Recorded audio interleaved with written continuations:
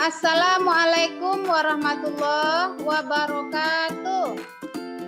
Waalaikumsalam warahmatullahi wabarakatuh. Apa kabar anak-anak ibu semuanya? Apakah dalam keadaan sehat? Sehat, Bu. Sehat.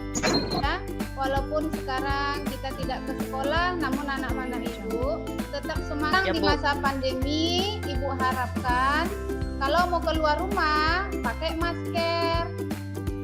Sepertinya sudah hadir ya semuanya. Alhamdulillah. Baiklah anak-anak ibu, sebelum memulai pelajaran kita berdoa terlebih dahulu. Berdoa, mulai.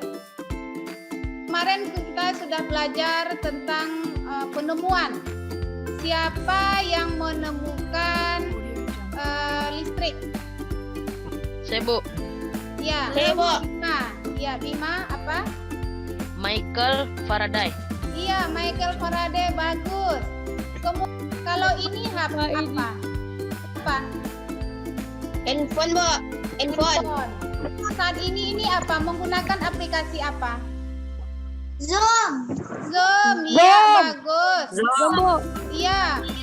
Masuk dari globalisasi. Jadi baiklah anak-anak ibu, pada pertemuan kali ini kita akan membahas tentang globalisasi. Tujuan pembelajaran kita hari ini setelah mengamati PowerPoint, nanti setelah mengamati video pembelajaran, anak-anak diharapkan nanti mampu menjelaskan kerjasama kita dengan kerjasama negara Indonesia dengan negara ASEAN. Kemudian siapa yang bisa menyampaikan apa itu globalisasi? Saya, Bu. Jihan Najmi. Mendunia, Bu. Iya, bagus sekali, mendunia. Globalisasi itu artinya mendunia.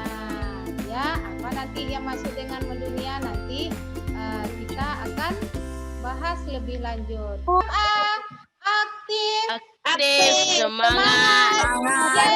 Yes. Yes. Oke.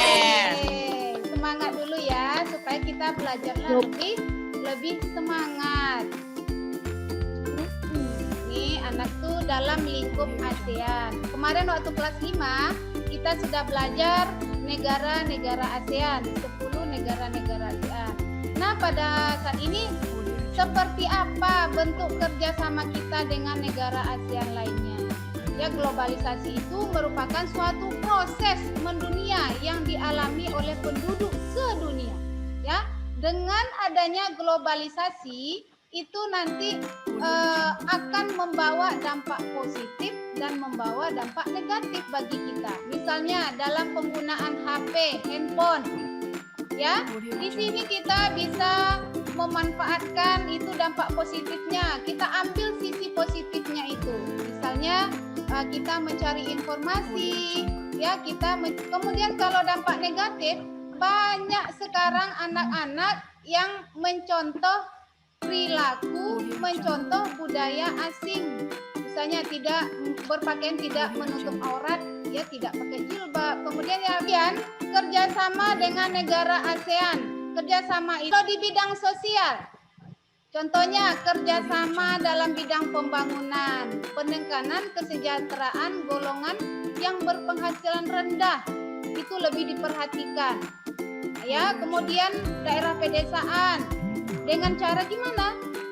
Memberikan kesempatan kerja, kemudian memberikan upah yang kerjasama di bidang kebudayaan atau penerangan. Sekarang pelajar, apa peran bangsa Indonesia ya Risma? Pak, Ya. ikut memerangi peredaran narkoba. Ya, ikut memerangi peredaran narkoba, ikut memberantas peserta dan tuan rumah si bantuan kemanusiaan seperti obat-obatan, pakaian, tenaga medis ke negara yang mendapat bencana alam. Dari kerjasama dengan ASEAN tersebut memberikan solusi kepada kita. Apa pemecahan misalnya di daerah pedesaan, gimana caranya kalau di sana tidak ada jaringan listrik. Nah, jadi pemerintah mencarikan solusinya itu dengan membuat PLTA. Ini ada teks, Ibu kasih waktu membacanya 2 menit, nanti simpulkan ya. Coba paragraf pertama, siapa yang ingin menyampaikan? Bima, ya Bima.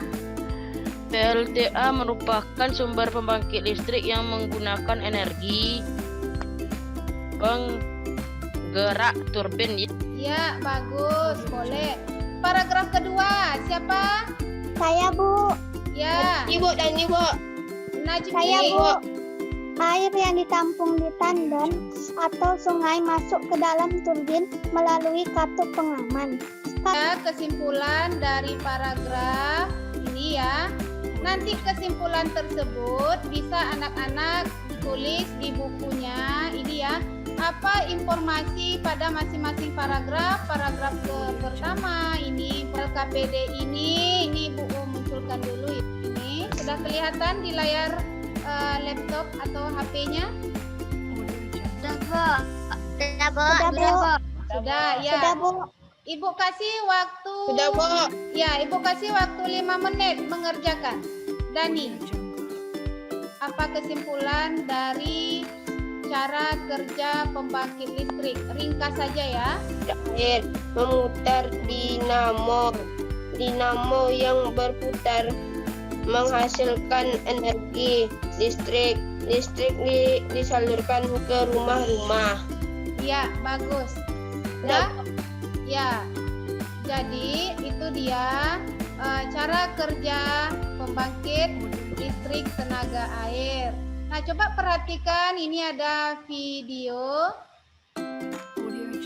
Dari sini anak-anak Ibu bisa lebih memahami nanti seperti apa cara kerja pembangkit listrik tenaga air. Assalamualaikum warahmatullahi wabarakatuh. Pada video pembelajaran kali ini kita akan belajar tentang pembangkit listrik tenaga air. Untuk memenuhi kebutuhan listrik, pemerintah membangun pusat pembangkit menggunakan beragam sumber energi. Misalnya pembangkit listrik tenaga air Itu dapat disimpulkan bahwa air yang dialirkan melalui sebuah pipa besar dalam rumah pembangkit listrik yang umumnya dibangun di bagian tepi sungai untuk menggerakkan turbin atau kincir air mikrohidro. Ya, kemudian energi mekanik yang berasal dari putaran poros turbin akan diubah menjadi energi listrik. Supaya mengubahnya itu generator. Nanti baru dialirkan ke rumah-rumah warga. Ya, mulai tadi kerjasama ASEAN, kemudian teks eksplanasi, kemudian tentang cara kerja pembangkit listrik tenaga air. Apakah anak-anak Ibu sudah memahami? Sudah, Bu. Sudah, alhamdulillah.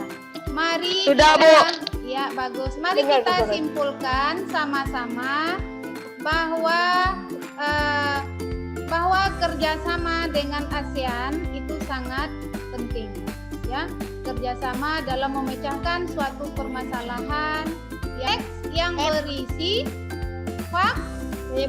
Nah, Teks yang terdiri dari teks yang dibuat untuk menjelaskan proses kejadian satu fenomena atau peristiwa yang nyata. Iya, Fakta. bagus sekali bahwa teks eksplanasi itu dibuat tentang suatu peristiwa yang betul-betul terjadi. Ya, fakta, kebun tenaga uap, kemudian PLTS. Apa itu ya pelajaran kita hari ini? Untuk pembelajaran besok kita masih menggunakan Zoom seperti saya. Ibu akan memberikan soal evaluasi, nanti Ibu akan kirimkan melalui Google Form. Ya, demikian ya pembelajaran kita hari ini. Ibu tutup dengan mengucapkan hamdalah. Mari alhamdulillahirabbil alamin. Amin. Assalamualaikum warahmatullahi wabarakatuh. Waalaikumsalam.